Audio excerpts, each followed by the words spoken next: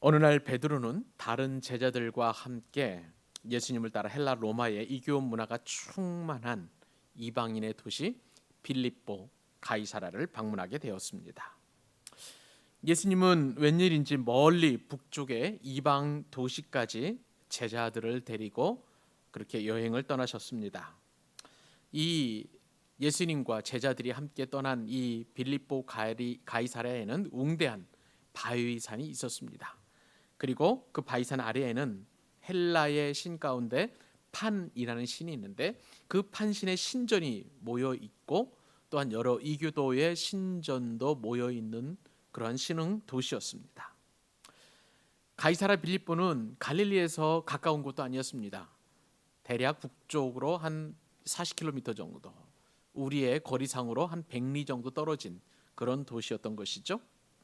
이렇게 상당히 먼 거리에 예수님께서 제자들과 함께 그 빌립보 가이사랴에 가시면서 제자들에게 질문하셨습니다. 얘들아, 사람들이 나를 누구라 하느냐? 제자들이 대답했습니다. 더러는 세례 요한이라고 합디다. 또 더러는 엘리야라고 합디다. 어떤 사람은 말하기를 옛 선지자 중에 한 사람, 즉 예레미야나 혹은 다른 선지자 가운데 한 사람이 살아난다고 이렇게 이야기합디다라고 대답을 했습니다. 이에 대해서 예수님께서는 제자들의 핵심 질문을 제자들에게 말씀하셨습니다. 너희는 그렇다면 나를 누구라고 하느냐? 이때에 나서기 좋아하고 또한 앞장서서 무언가를 하기를 좋아하는 베드로가 적극적으로 반응을 하게 되었습니다. 베드로의 대답은 놀라운 대답이었는데 이것은 베드로가 혼자 한 것이 아니라 하나님께서 베드로에게 말하게 하심을 따라 한 것이었습니다.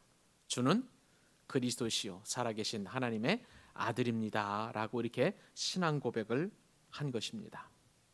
여러분, 이 내용은 우리가 너무나 잘 알고 있는 그러한 말씀인 것이죠.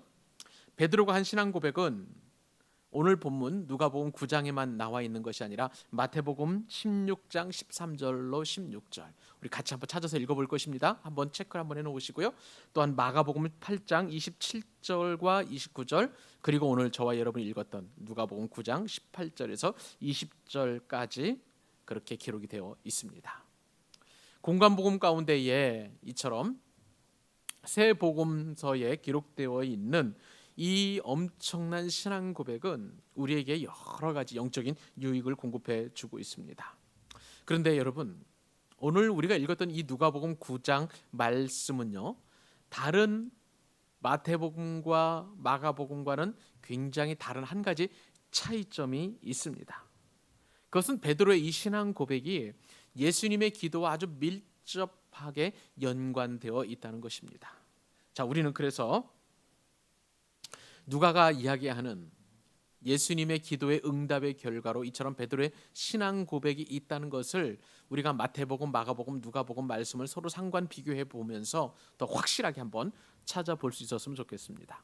우선은 마태복음 16장 13절 말씀을 같이 한번 읽어보도록 하십시다. 읽겠습니다. 시작. 예수께서 빌립보 가이사랴 지방에 이르러 제자들에게 물어 이르시되 사람들이 인자를 누구라 하느냐? 우리는 흔히 이 도시를 일컬어서 가이사랴 빌립보라고 이야기하는데 성경의 원지명은 빌립보 가이사랴입니다. 마태복음 16장 13절 말씀에 따르면 예수께서 어느 곳에 이르렀습니까? 빌립보 가이사랴의 지방에 이르러 제자들에게 물었다라고 성경에 이렇게 마태복음에 기록되어 있습니다. 마가복음 8장 27절 말씀도 거짐 다르지 않죠? 같이 한번 읽어보도록 하십시다. 마가복음 8장 27절 시작. 예수와 제자들이 빌립보 가이사랴 여러 마을로 나가실새 길에서 제자들에게 물어 이르시되 사람들이 나를 누구라고 하느냐? 마태복음하고 마가복음 말씀은 대동소이합니다. 자, 그런데 여러분, 누가복음 뭔가는 다르다고 말씀을 드렸습니다. 누가복음 말씀 같이 한번 9장 18절 말씀만 한번 읽어보도록 하십시다. 시작. 예수께서 따로 기도하실 때에 제자들이 주와 함께 있더니 물어 이르시되 무리가 나를 누구라고 하느냐? 우리는 이 세 가지 말씀을 비교해 보면서 베드로의 신앙 고백이 어떻게 이루어지게 되었는지를 우리가 유심히 살펴볼 필요가 있습니다. 우선 마태복음과 마가복음의 공통점이 있는데 제자들과 예수님이 어느 곳에 가십니까? 빌립보 가이사랴에. 마태복음 말씀에 따르면 그 지방에 이르렀다. 그리고 마가복음 말씀에 따르면 빌립보 가이사랴의 여러 마을로 나가시면서 제자들에게 이 질문을 하신 것을 볼 수가 있습니다. 그런데 누가복음에는요 달라요. 마태복음과 마가복음에 기록되어 있는 이 빌립보 가이사랴라는 이 지명이 없습니다. 대신 누가는 어떻게 표현을 했냐면 예수님께서 따로 혼자 기도하실 때에 제자들이 주와 함께 있었다라고 이렇게 기록하고 있죠. 그리고 그 이후에 그 제자들에게 예수님께서는 자신의 정체성을 물으신 것을 볼 수가 있습니다. 자, 그러면 여기서 한번 구별을 한번 해보십시다. 마태복음과 마가복음은 베드로의 신앙 고백이 이루어진 장소에 초점이 맞춰졌다고 해도 과언이 아닙니다. 그 장소가 어디라고요? 빌립보 가이사랴.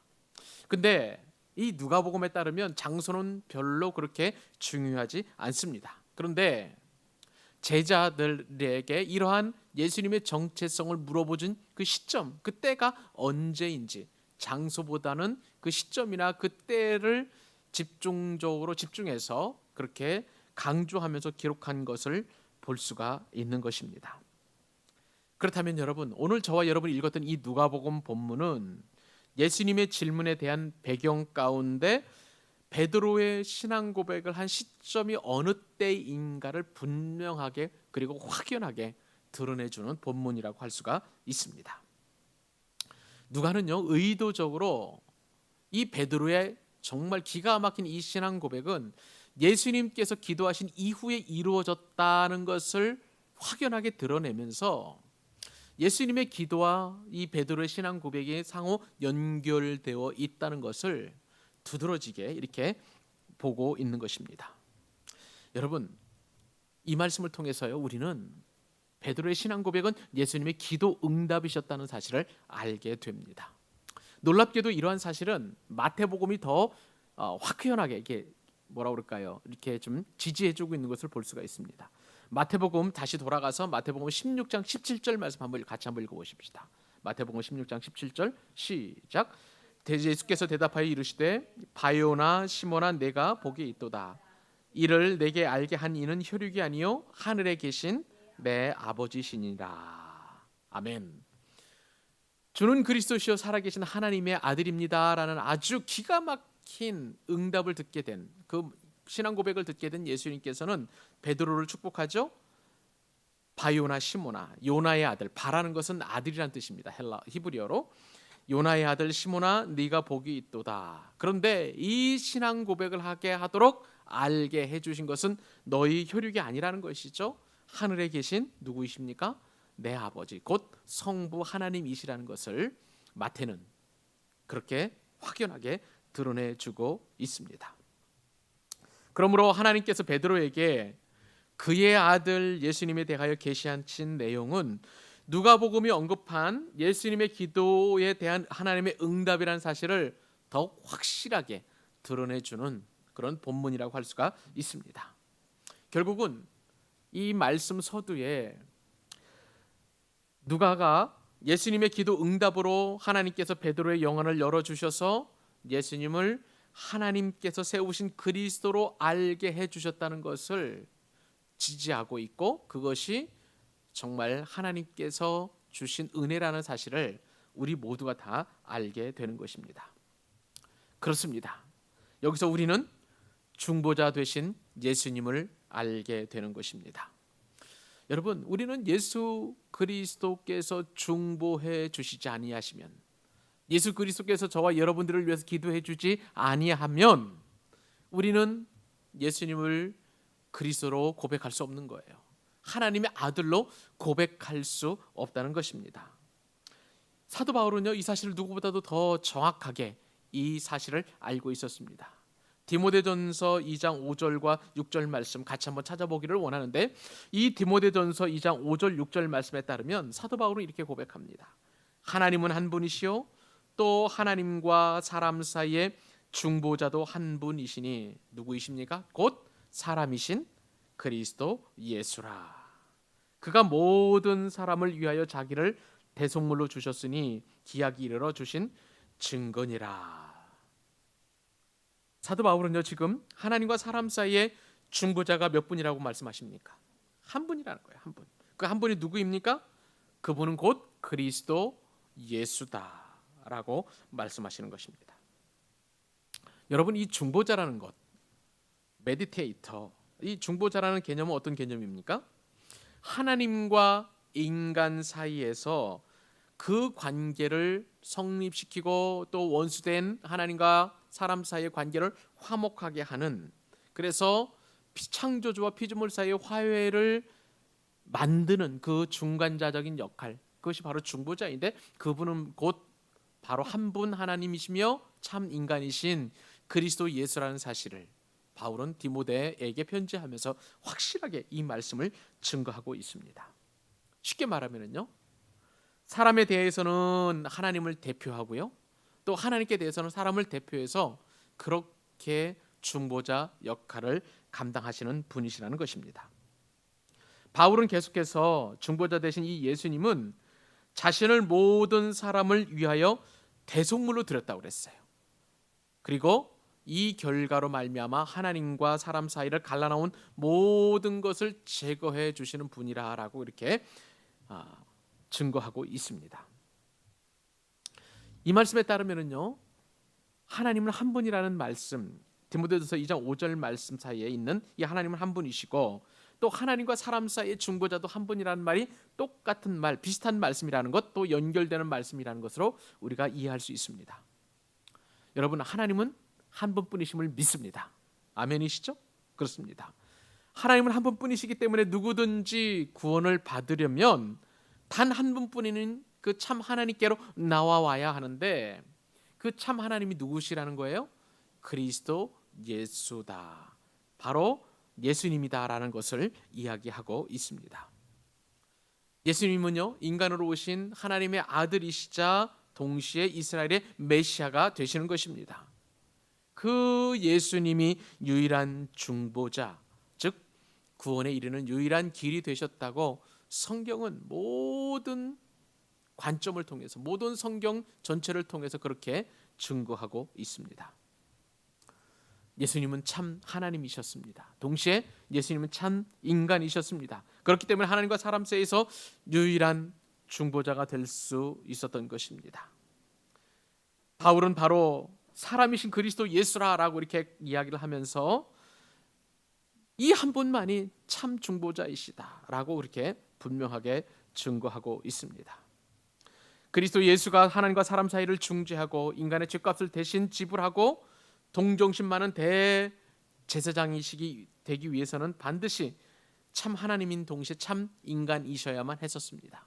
그렇기 때문에 우리가 이 예수님 외에는 그 어떠한 존재도 중보자가 될 수 없는 것입니다.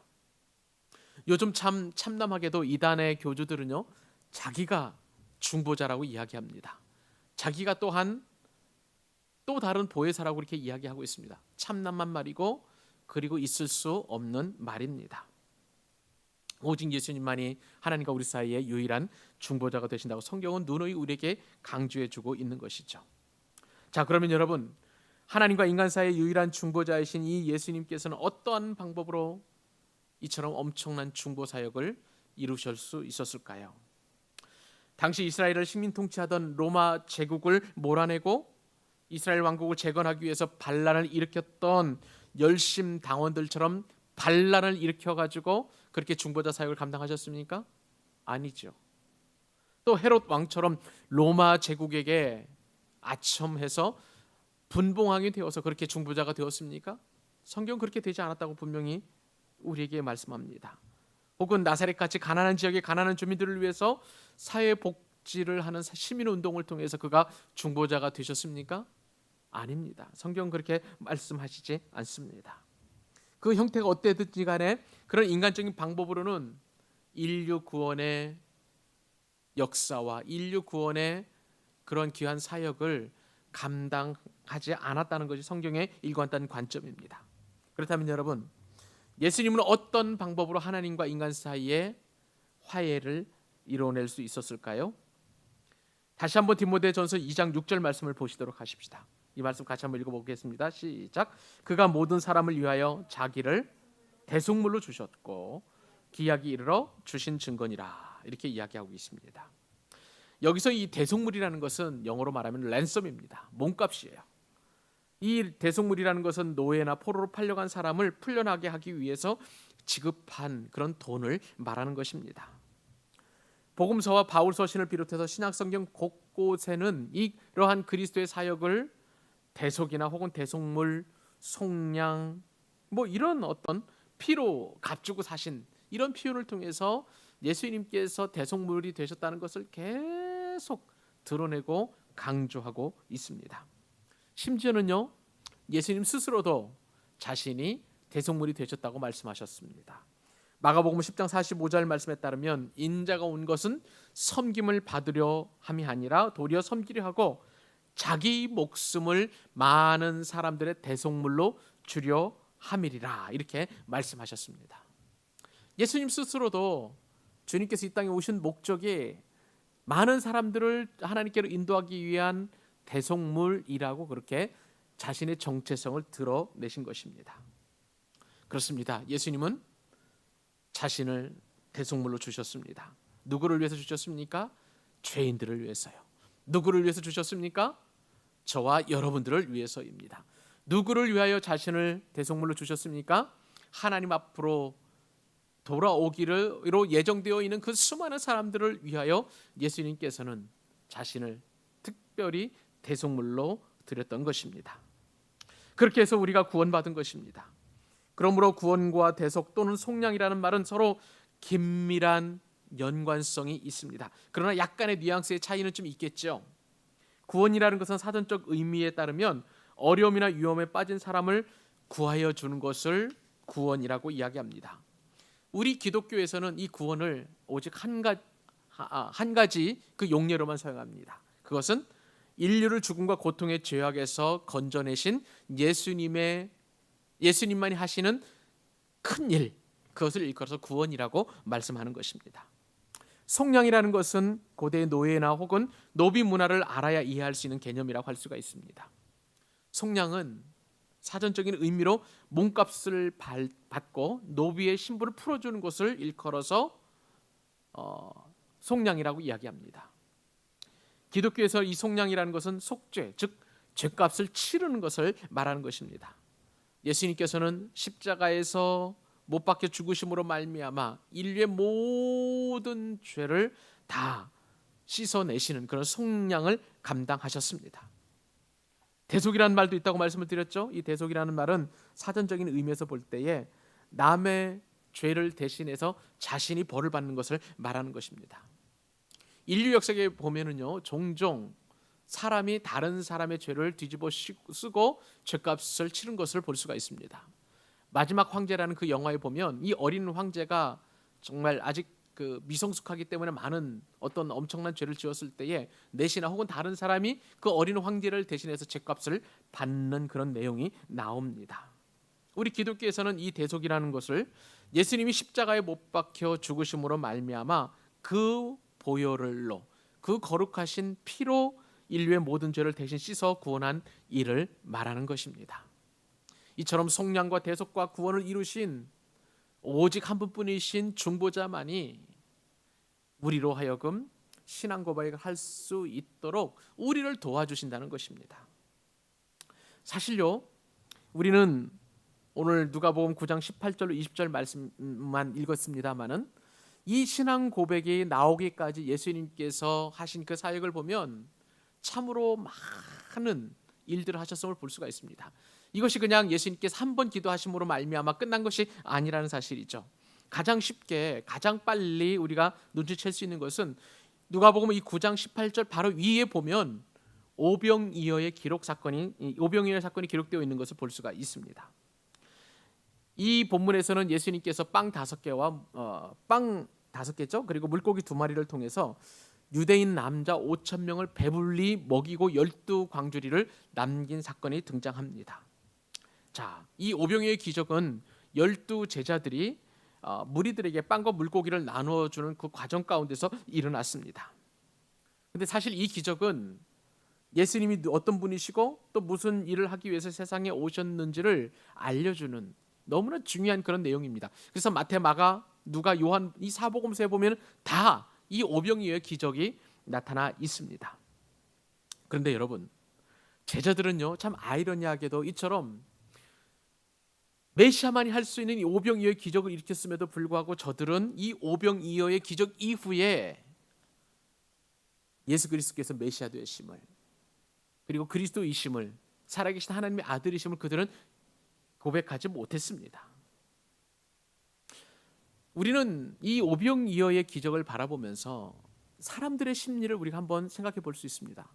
사람들은요 누구나 다 하나님의 살아계심을 보여달라는 것입니다. 하나님이 살아계신 신이라면 그 신적인 존재를 보여주면 내가 하나님을 믿겠다고 이야기합니다. 실제로 그럴까요? 성경은요 그렇지 않다고 이야기합니다. 예수님을 따르는 수많은 무리들이 있었습니다. 저들은 죽은 사람이 일어나고 안진뱅이가 일어나고 그리고 눈먼 자가 눈을 뜨고 그리고 벙어리가 말을 하고 귀머거리가 듣게 되는 이사야서에 예언된 수많은 선지자들이 예언된 메시아적인 모든 기적을 봄에도 불구하고 저들은 기적만을 보고 흥분했지 그 기적을 일으키신 분이 어떤 분이신지, 그분이 하나님의 아들이심을 저들은 고백하지 못했던 것입니다. 오병이어의 기적에서도 마찬가지죠. 예수님의 제자들은 제자 훈련을 받으면서도 이 엄청난 기적의 현장의 한 중앙심에 있었음에도 불구하고 그들은 예수 그리스도가 구주이라는 것을, 하나님의 아들이심을 믿음으로 고백하지 못했던 것입니다. 또한 누가복음에는요 이 오병이어의 기적 이후에 베드로의 신앙 고백이 바로 나오지만 다른 복음서에 보면 달라요. 그 이후에 예수님께서는 오병이어의 기적을 일으키고 많은 사람들이 예수님을 왕으로 세우려 할 그때에 그들을 피해서 산으로 올라가셔서 기도하셨습니다. 철야기도 하신 것이죠. 그러한 내용이 다른 복음서에는 기록이 되어 있습니다. 또한 예수님께서는 그 기도하시다가 밤 사경쯤 되어서 제자들이 있는 곳으로 물 위로 걸어서 오시는 그 엄청난 기적도 일으켰습니다. 여러분, 예수님께서 이처럼 밤에 물 위로 걸어가신 그 목적이 무엇입니까? 자신이 메시아라는 것, 그리스도이시고 살아계신 하나님의 아들이심을 나타내시기 위한 그 엄청난 기적이었음에도 불구하고 제자들은 그러한 기적 속에서 예수님이야말로 참 하나님이시고 아들이시고 그리고 그리스도라는 것을 고백하지 못했던 것입니다. 그런 상황 속에서 그 이후에 누가복음 9장 18절 말씀에 따르면 18절 처음에 뭐라고 나옵니까? 예수님께서 따로 기도하실 때에 이 제자들과 유리되어서 구별되어서 다른 곳에서 홀로 기도하실 때에 제자들이 주와 함께 있었을 때 제자들에게 예수님에 대한 정체성을 물으신 것을 볼 수가 있는 것입니다. 결국 여러 차례 큰 기적을 일으켰음에도 불구하고 예수님은 베드로의 신앙 고백과도 같은 참다운 신앙 고백을 듣지 못하였습니다. 그러나 수많은 기적과 이사 뒤에 예수님 홀로 기도하시고 그리고 예수님께서 정말 이 제자들이 어떻게 고백되어지기를 원하셨는지 하나님 앞에 그 손을 아뢰일 때에 놀랍게도 하나님 아버지께서는 그 예수님의 기도를 들으시고 응답하심으로 말미암아 베드로의 위대한 신앙 고백이 탄생하게 되었고 그 신앙 고백을 토대로 하여 교회가 이 땅에 세워지게 되는 놀라운 은혜를 경험하게 된 것입니다. 사랑하는 여러분, 예수님의 기도는 이처럼 한 사람의 영혼을 바꿔놓는 기도였습니다. 예수님의 기도는 이 땅에 교회를 탄생시키는 엄청난 기적의 기도였던 것입니다. 우리는 예수님께서 가르쳐 주신 탁월한 가르침과 기적의 능력을 행할 수 없습니다. 저에게 만약에 죽은 사람을 일으키라 저는 할 수가 없는 것이죠. 눈을 뜨게 하라, 그리고 저는 사람을 일어서 세우라, 믿음은 가지고 있습니다마는 예수님처럼 그렇게 그 자리에서 일어나게 세울 수 있는 능력은 저는 없습니다.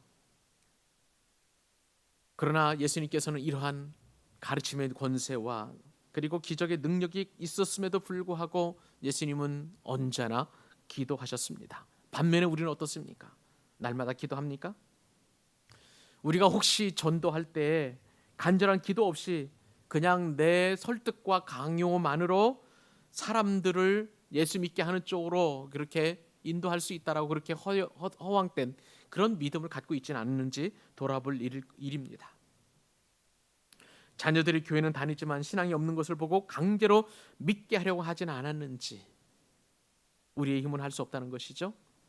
예수님 자신도 제자들이 그를 메시아로 믿게 하는데 특별한 비법을 사용하지 않고 오직 전심으로 기도하신 기도로 그러한 신앙 고백이 이루어지게 하셨던 것입니다. 권세 있는 가르침의 그 권세도 있으셨고 기적의 능력을 겸비한 주님도 주님께서는 늘 기도의 인내와 눈물로 사역하시고 일하신 것을 볼 수가 있습니다. 하물며 과연 우리는 어떻습니까? 사랑하는 여러분, 예수님의 가르침과 각종 기적으로 사람들은 쉽게 하나님의 자녀가 되지 않습니다. 하나님께서는 계속된 예수님의 기도를 사용하셔서 주님의 거룩한 자녀들을 탄생시키신 것입니다. 우리는 이 사실을 통해서 왜 예수님이 가르치시는 것보다도 말씀 사역보다도 더 기도에 집중하시고 우선하셨는지를 우리는 오늘 말씀을 통해서 상고해보고 또한 금요 기도에 그 귀한 마음을 가지고 기도할 것입니다. 사랑하는 여러분, 기도가 우선입니다. 예수님이 기도하셨으니 우리도 기도해야 하는 것입니다. 예수님이 기도하셔서 베드로의 위대한 신앙 고백을 만들어내신 그 중보 기도였다면 우리 역시도 주님께서 주시는 그 권세와 권능을 가지고 기도한다면 엄청난 예수님이 하신 일보다 더 큰 일도 우리는 얼마든지 할 수 있게 될 줄로 믿습니다. 이 밤에 우리는 기도하기 좋은 밤을 하나님께서 허락해 주신 줄로 믿습니다. 모든 세상의 근심과 염려와 걱정을 떨쳐내고 예수님처럼 하나님 앞에 집중하여 기도하면 하나님께서는 이 시간 하늘문을 열어주시고 저와 여러분에게 응답하여 주시는 큰 기적을 베풀어 주실 줄로 믿습니다. 그 은혜와 응답을 받는 이 밤이 되기를 주님의 이름으로 축복합니다.